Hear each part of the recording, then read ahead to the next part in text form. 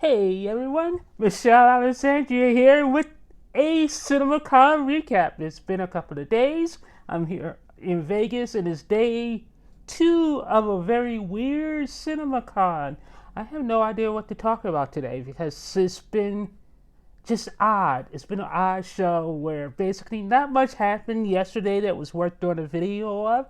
I will say we got a chance to see The Fall Guys with Ryan Gosling last night, and I gotta say, I love that movie. I'm not the biggest Ryan Gosling fan, but that movie was amazing, and I think that's about all I can say before before Universal or someone hunts me down and tries to kill me. So that's it. That's all I'm allowed to say is I love the movie. It was awesome.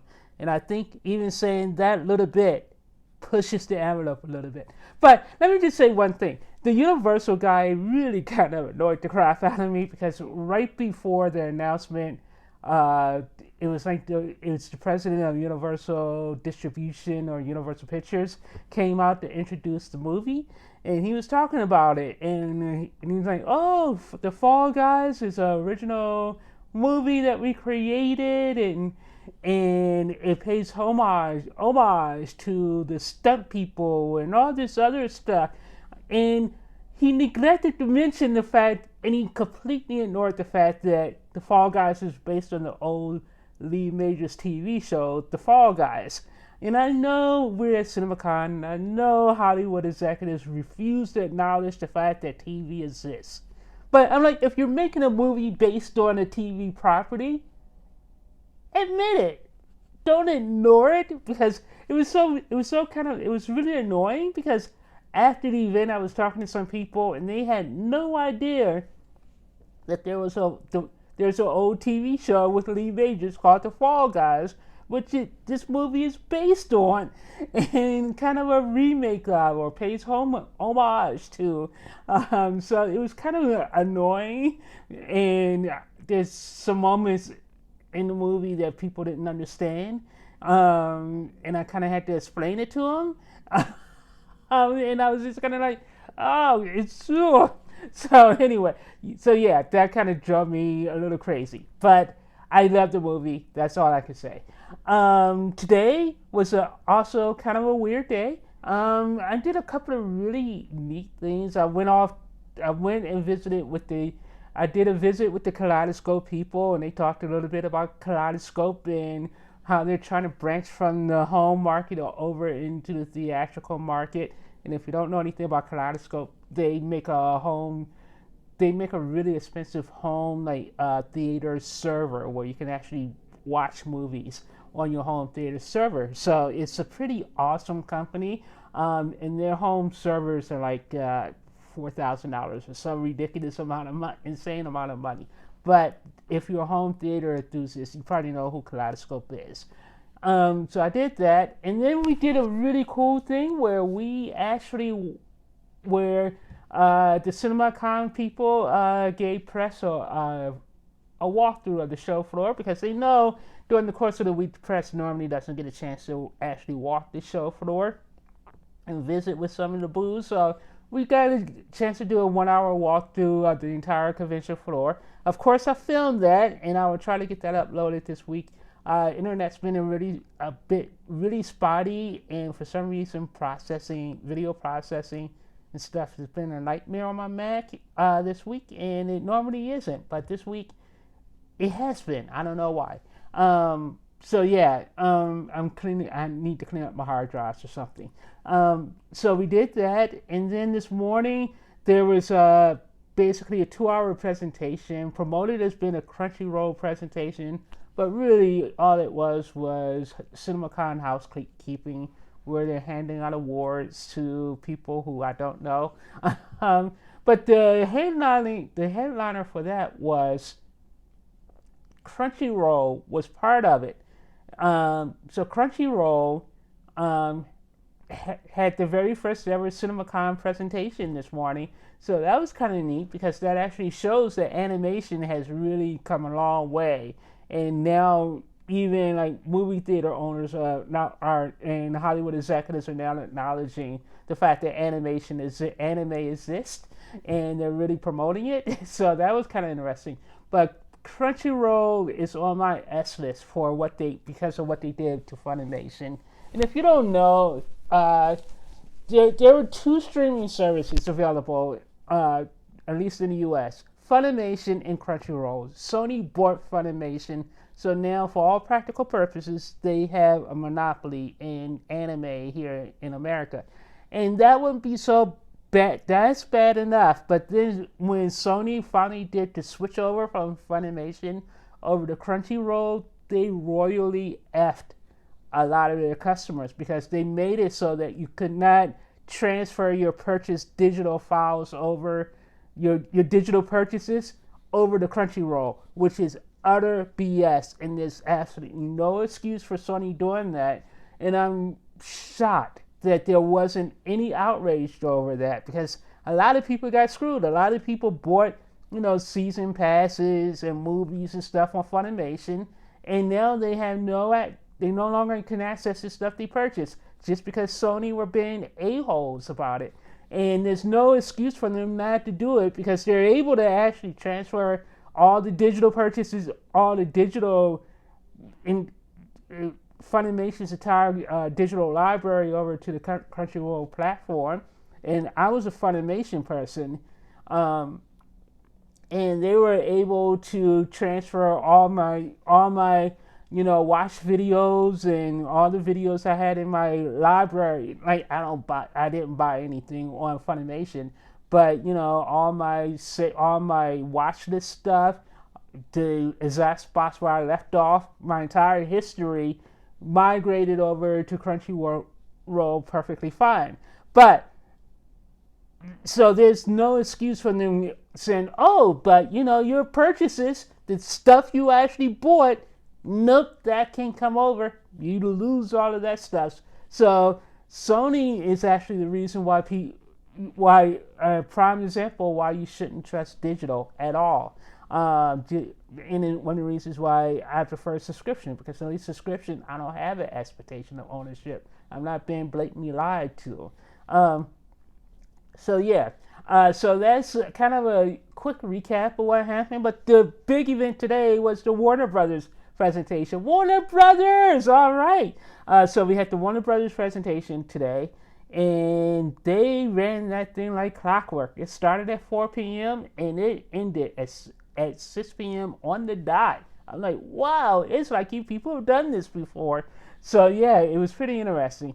Wasn't as exciting as previous Warner Brothers presentations, and like I said earlier this week, the strikes messed up a lot of stuff. So a lot of the footage and stuff and shots and surprises you would normally get at these studio presentations, you're just not going to get this week because they weren't filming anything for 6 months, and they're back at it this year. So next year's CinemaCon is going to be amazing because you're going to have all the DC stuff.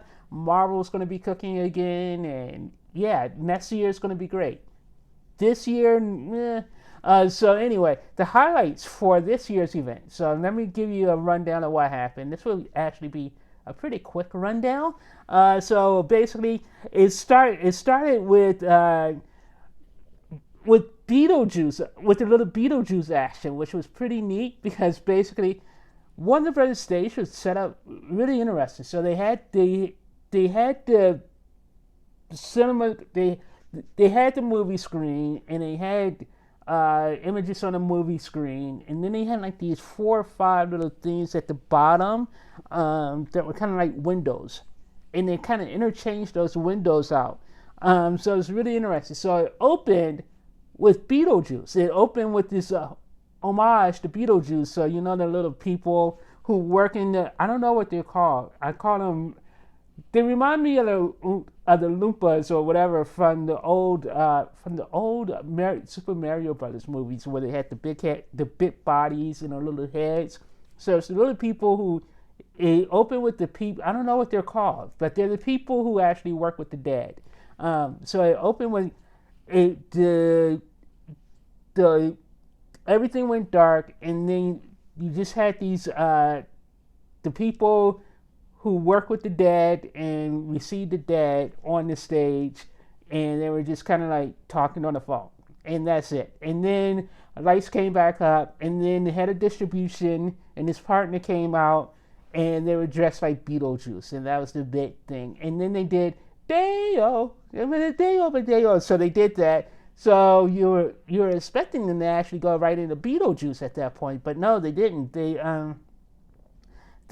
did another talk about and pat themselves on the back about what a great year they had. More Barbie nonsense. So I'm sick of hearing about Barbenheimer at this point. And then they did an amazing sizzle reel for all of last year's movies. They did a sizzle reel this morning as well. I really think the CinemaCon people should put these sizzle reels in theaters and maybe on TV, on streaming, because every time I see one of these sizzle reels, I'm like, wow, last year was actually a pretty darn good year. I'm like, I don't remember it being that great, but yeah, I guess it was great. And it makes you really proud to be part of the industry, I guess, because you see the sizzle reel and it's the excitement and the thrills, and you're just kind of like, woo, movies, movies are awesome. So yeah, I always have a big smile on my face after I watch a CinemaCon sizzle reel. After that, the head of distribution came out again, and they announced that the Lord of the Rings War for Roham, a full-length animated film, is coming out this fall, but no footage or anything from that. And I'm like, if that movie's coming out in the fall, they have to have some sort of footage almost ready to go. But nope, we didn't get any footage from that. And then they announced the host for the evening, and the host for the evening was, I always don't know what her last name is, but the super producers, the people who produced all the DC movies, Pam, I always forget her last name. Don't know how to say her last name. Pam Apna. I should do my research and IMDb her last name. Here, I'm going to do that right now. I'm going to do that live right now. Let me go to IMDb. What's the point of having a laptop in front of me if I don't do this kind of? And Peter DeLuca, they were the host of the evening. They were the hosts for the evening. So let me look up The Flash, because they produced The Flash. What were their name? What is her name? Her name is Pam.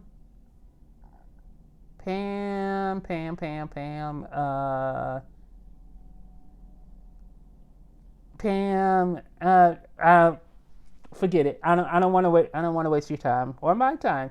So, but Pam Apney, I think, and Peter DeLuca. So they hosted the event for the rest, and I probably butchered her name, but they hosted the event for the night, and they played the role of host and interviewer for all the stars that came out.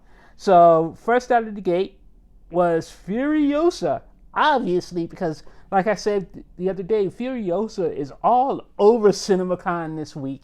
And George Miller received the award yesterday for, I forgot what award he received, like legendary filmmaker or something. So he received the award yesterday. So of course he was going to be there tonight.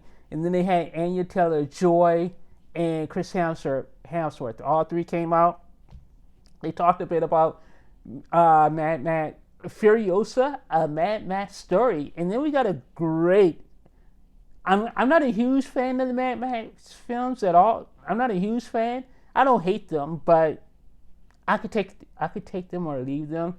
But yeah, the Furiosa movie looks really good. We got and it was actually the longest, the most amount of footage we saw online. We got 8 minutes Furiosa, where they kind of take us through pretty much the entire movie, it seemed like, because they broke it up into chapters. So we had chapter 1, which kind of showed Furiosa as a child and how she first encountered and was adopted by Demented, which is the Chris Hemsworth's Chris Hemsworth's character's name. So we're introduced to Demented in chapter 1 and her as a kid, and we find out what happens to Furiosa's mother. And then chapter 2, they showed us Furiosa kind of growing up with this demented person in his biker gang and getting trained, and how she gets introduced to some other guy who actually kind of looked. I wonder if the other guy is actually supposed to be like the Mel Gibson character from the first couple of movies, only a younger version, maybe. I don't know. I guess we'll find out next month. And then the third chapter is basically the revenge arc. So we got about 7 minutes of footage. It looked really good. I mean, it looked like Mad Max. It wasn't gonna be all that shockingly different. It just looked like an over-the-top Mad Max movie. If you like Mad Max and you love Furiosa, there's no reason why you wouldn't like this. It's just kind of more of the same, and there's nothing wrong with that. And then after that, we got The Watchers, which was actually written and directed by M. Night Shyamalan's daughter. And again, we didn't really find out that much more about this movie than the weird trailer we've already seen. And then they showed us a trailer for the movie. And I was thinking maybe it was the other trailer. It was the same as the first trailer. But no, this one gave us a little bit more detail about the movie, where it gave us just a skosh more. But I still don't know what's happening in the movie. It actually looks pretty interesting. But yeah, it's directed by, it was written and directed by M. Night Shyamalan's daughter, who's an NYU student, and this is her very first film. Nepotism for the win. And I know I shouldn't like say that probably, and shouldn't like boil everything down to like, hey, and make it seem like she only got to give because of who her father is. I'm not saying that, because the movie looks really good. It looks interesting. And I'm not going to knock the hustle. And then right after that, James Gunn did a surprise appearance in the audience, and it was a catfish. It was a catfish because James Gunn came out. James Gunn did a video introduction and or a video greeting, and the crowd went nuts because we all thought we were going to get a surprise Superman footage drop, and it was like, no, it was just him thanking the exhibitors for making Guardians of the Galaxy a success. I mean, that movie, contrary to popular belief, Guardians of the Galaxy made $800 million. So, and it was still like in the top 4 or 5 of the entire year. So I don't care what anyone says. The whole like Marvel fatigue meme is just a lie. It really is. I mean, all 3 Marvel movies except Captain Marvel, but Guardians made like 800 million last year, and Ant-Man 2 made like 700 million worldwide, and even the Marvels ended up making like 400 million. So spare me the whole superhero fatigue crap. But then James Gunn introduced his partner Peter Safran. Peter Safran came out, talked a little bit more about the DCU. Talking about how it's coming out next year, but really what they were there for was to kind of talk about the upcoming documentary about Christopher Reeve, and that documentary is called Superman, the Christopher Reeve story, and it looks amazing. They showed us a 3-minute clip of it, and it talks about Robin Williams and Christopher Reeve's friendship and how they supported each other. And it talks a little bit about the accident, and the trailer is effective. It really gets you. And of course, they're playing the John Williams movie, the do do do do do do do do, which I played in symphonic band in high school. I did the percussion. I did the timpanis actually for that one. So yeah. Awesome. That for me so far, I think that's probably the highlight of CinemaCon so far. I mean, it isn't like they've shown a lot of footage, I've seen a lot of footage this week, which is really sad because it's like basically the end of day 2, and I don't really have much footage to really like hang my hat on yet. And tomorrow's not going to be any better because we only get like we get an hour, we get 90 minutes of Lionsgate in the morning, and then we get 2 hours of 90 minutes of Universal at like 5 p.m. or something. So tomorrow should be a good day for talking about footage and recapping presentations. So anyway, back to Warner Brothers. So after that, Kevin Costner came out to a really nice pop. You gotta throw mad respect on my man Kevin Costner. I love Kevin Costner. I've always loved Kevin Costner. Although I've never seen Field of Dreams, and I gotta do that someday. So he has a new movie coming out called Horizon, an American Saga, and it's another Western epic. Kevin Costner, Western. You can't probably go wrong.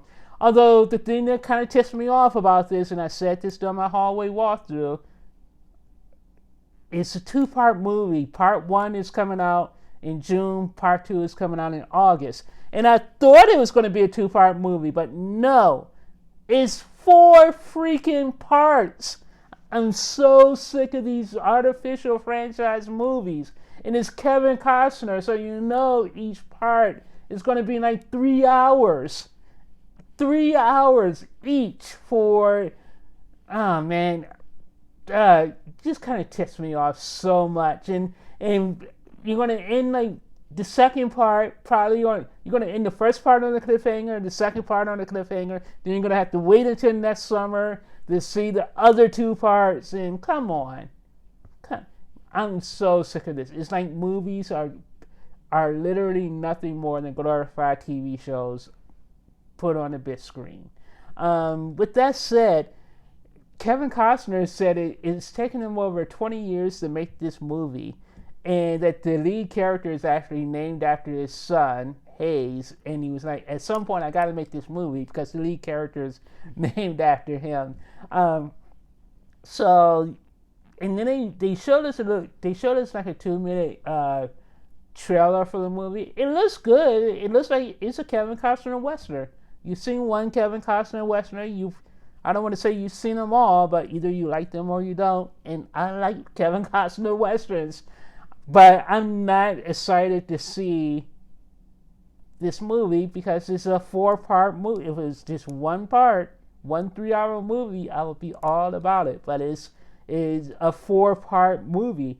And it tells the story about... And Kevin Costner actually calls this a journey movie, not a plot-based movie, really. He made a joke about a heist movie where he explained how a heist movie works, and he's like, his movie is basically about the journey. Like this guy who tried to conquer the West for himself, and it's about his journey, his life's journey, and spans like 12 years. And goes through the Civil War as well. So yeah, it's Costner with him directing and writing, so it's going to be good. But it's 4 parts.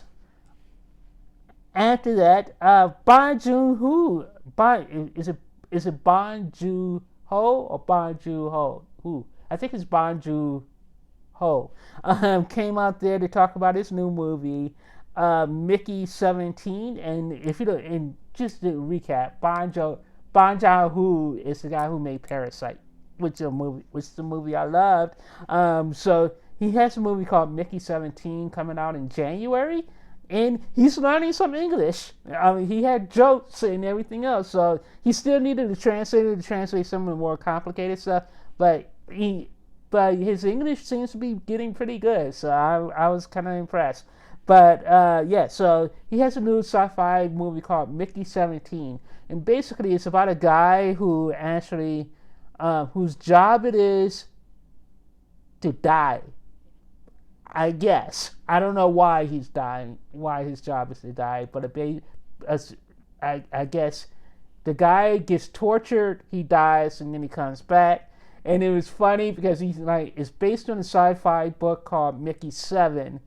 And I'll call him Bond. He joked about he had to kill him 10 more times to get him to Mickey 17.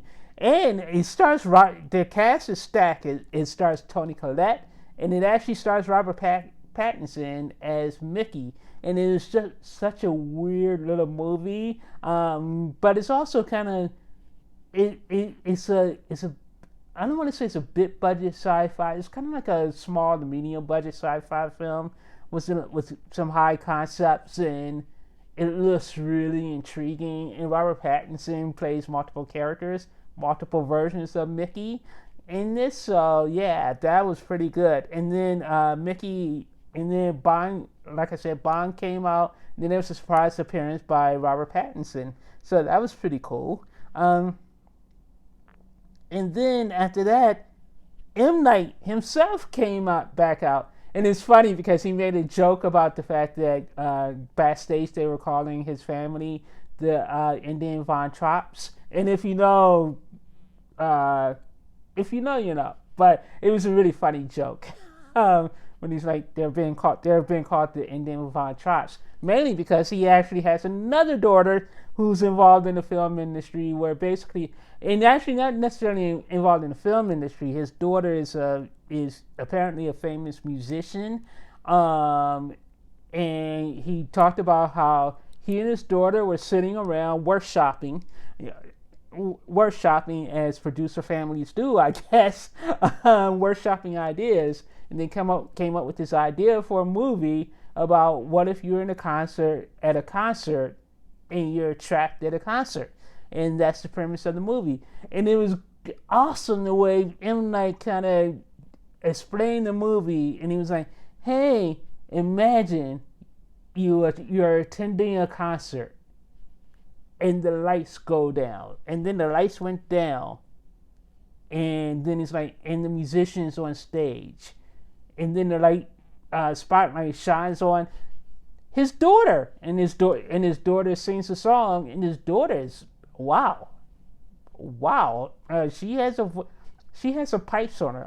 I love the song that she did, and then she did like a 2 or 3 minute song, and then the spotlight came back up to M. Night, and then he continues to talk, and he's like, now, and then he continues to talk about the movie. Then it segues right into footage, and in the footage you see a guy who actually is taking his daughter to a concert. His daughter's really excited. They go into the concert, and the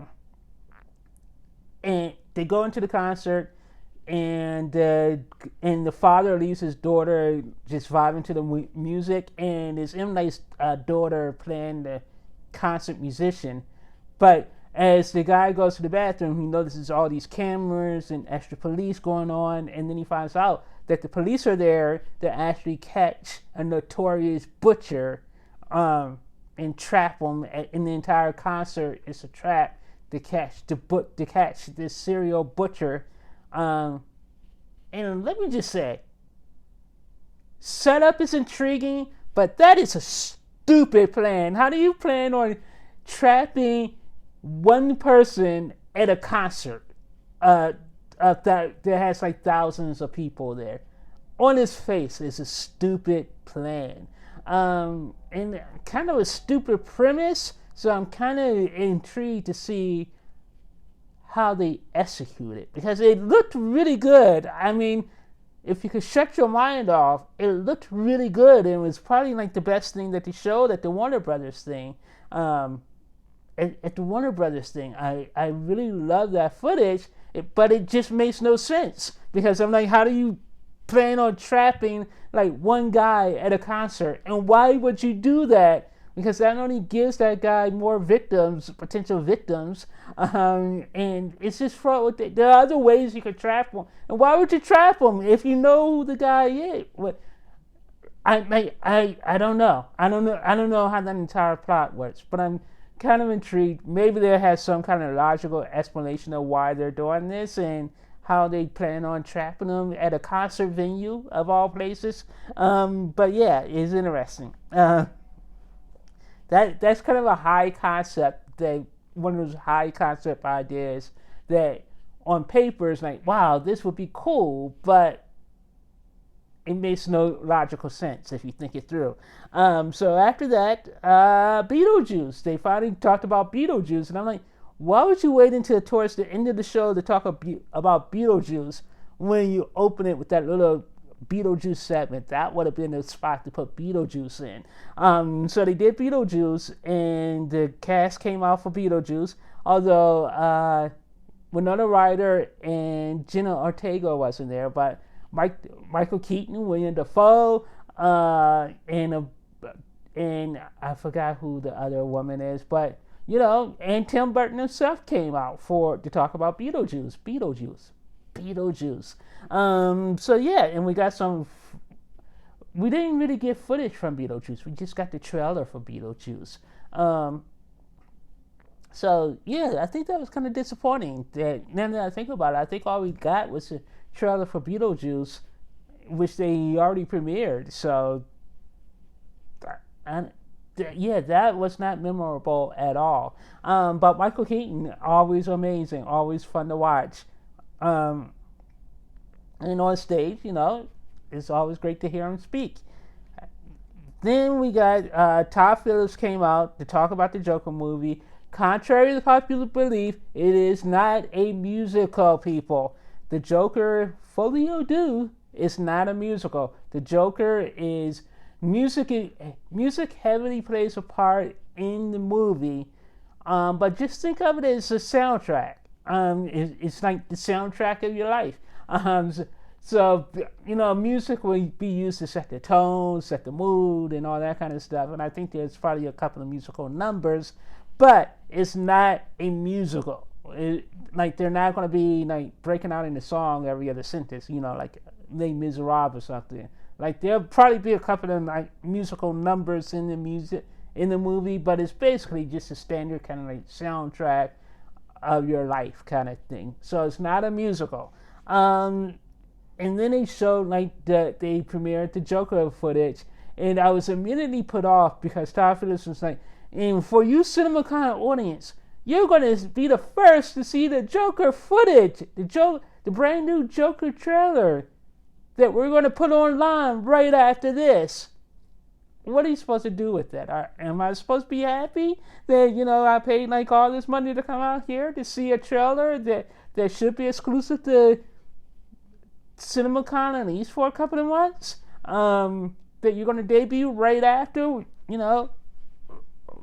literally right after we leave? No. Just no.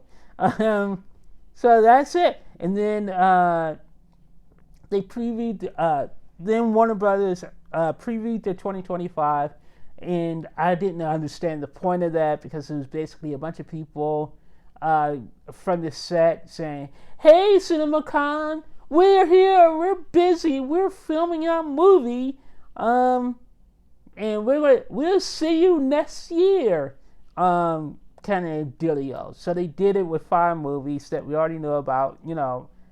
Jack Black. I'm sick of Jack Black. I've never really thought he was funny. He's all right, but every interview he does, he just comes across as fake. And the one time I met him and interviewed him, he was half asleep and stoned. So that's just me. But anyway, so I didn't get the fakey Jack Black. I got the real Jack Black. But I'm not a fan of Jack Black. So he opened, he had his jokey jokes. He had his bad jokes while he was talking about them. He's filming from Minecraft set. Then you got the Superman family saying, hey, we can't tell you anything, but hey, we're here in Atlanta filming Superman. Yay.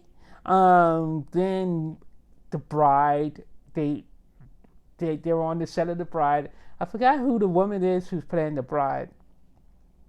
And then they did the Final Destination Bloodlines thing. And actually, that movie got a small pop from the crowd. Everyone was like, woo!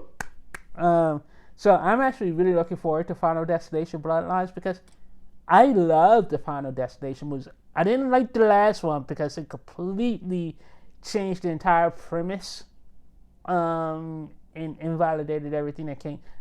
Well, I'm not a huge fan of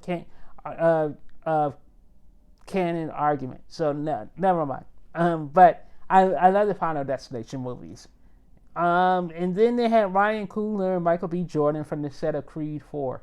I think that's probably what they're making. And that was it. That was the Warner Brothers presentation. So yeah, like I said, not much happened today in the last 2 days. And as far as CinemaCon presentations, I would probably give the Warner Brothers CinemaCon presentation a C. It was okay. It wasn't earth shattering. There wasn't that one movie that made me go wow. But everything they showed was decent. It's just that it was another trailers and footage that they've already showed and debuted, and I'm not happy about Kevin Costner's movie being 4 parts. And I love Trap. For me, Trap was kind of Trap and the Christopher Reeve documentary were my 2 highlights from the WB presentation. Because I didn't really like the first Joker movie, and the trailer for the Joker didn't do much for me. Maybe it's because I knew they were going to put that online like right afterwards, so that kind of soured me on it. So yeah, it was okay. And I've never been a huge fan of Beetlejuice either. I think it'll be perfectly fine when I see it in a few months when it comes out. Actually, it's coming out in September. I thought it was coming out sooner, but no, it's coming out in September. And Beetlejuice is coming out in September. So yeah, that's it. I'm not as enthusiastic. I can't pretend like I'm enthusiastic about what's been happening in the last 2 days. But I gotta say, the CinemaCon people have been amazing. And it's awesome that everyone knows me. So that's kind of cool. But yeah, that's CinemaCon presentation. Hopefully I'll be able to get some videos up tomorrow night as well. But yeah, interesting. Talk to you guys later. Bye.